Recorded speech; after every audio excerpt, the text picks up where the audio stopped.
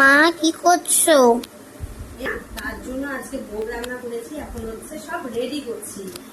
এদিকে রান্না করেছো? আজকে আজকে হয়েছে লাবড়া হয়েছে, লাউ শুটু হয়েছে, লাউ শাক হয়েছে, এই যে ভাজা হয়েছে, তারপর আমের চাটনি, মিষ্টান্ন, পনিরের রসা, ডাল, মিশানো ডাল। আমার হচ্ছে এই দেখো সব মোটামুটি রেডি করা হয়ে গেছে। এখন আমি নিবেদন করব ভোগ। সব কিছু রেডি করেছি, আমি ভোগ নিবেদন করে দিই। আজকে জন্মাষ্টমী না, অনেকক্ষণ থেকে গোকুল মহারাজ না খেয়ে আছে। এই দেখো আমার মেয়ে কি সুন্দর রাধা সেজেছে, কি ভালো লাগছে তাই না? तेरे होठ मधुर है